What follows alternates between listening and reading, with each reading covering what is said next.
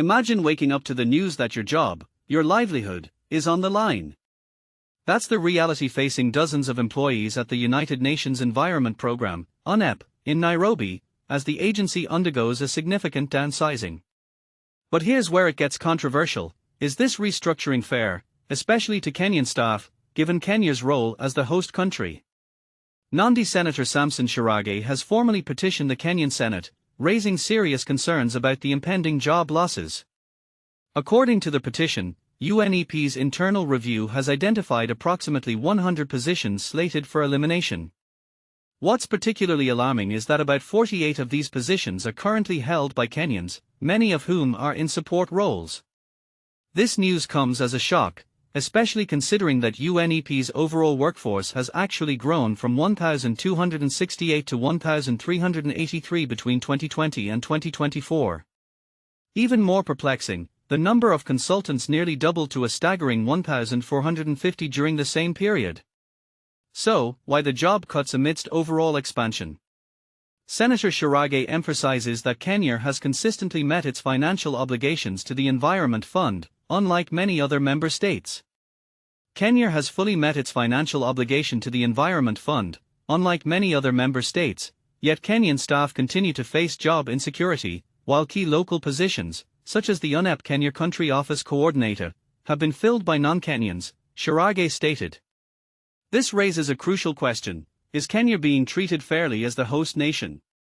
Is there a disconnect between Kenya's financial contributions and the job security of its citizens working at UNEP? The petition highlights the need for transparency and fairness in UNEP's operations, particularly concerning the criteria used to identify positions for abolition. The senator is demanding answers from the Senate Labor and Social Welfare Committee. He wants to know why the information regarding the functional review wasn't shared with the affected staff. And this is the part most people miss: it's not just about the job losses themselves, but the perception of unfairness and lack of transparency that's causing uproar. Specifically, the committee is being asked to investigate several key issues. Criteria for abolition: what specific criteria were used to determine which positions would be eliminated? Disproportionate impact on Kenyans: why are nearly half of the affected positions held by Kenyans, despite Kenya's role as host country and its financial contributions? Consultant expansion versus job cuts: why has UNEP expanded its consultant workforce while simultaneously eliminating fieldwork roles and leaving key vacancies unfilled? UNEP Kenya Country Office: the petition also questions why the UNEP Kenya Country Office, established in 2023, lacks a proper program document and budget. Furthermore, it challenges the appointment of a non-Kenyan to head the office, questioning whether Kenyan candidates were given fair consideration. Why, the petition asks, does UNEP allow foreign nationals to head regional offices globally, but has not done so in Kenya? It's important to remember UNEP's critical mission: to provide leadership on environmental issues, set the global environmental agenda, and support countries in tackling the urgent triple planetary crisis of climate change, nature loss, and pollution. UNEP plays a vital role in developing environmental law, strengthening environmental governance, promoting scientific research, and helping nations transition to sustainable economies.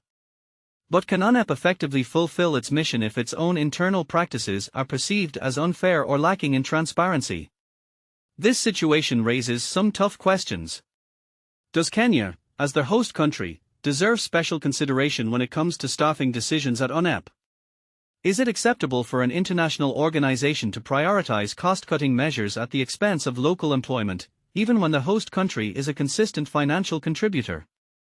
And perhaps most importantly, what steps can be taken to ensure greater transparency and fairness in UNEP's operations moving forward?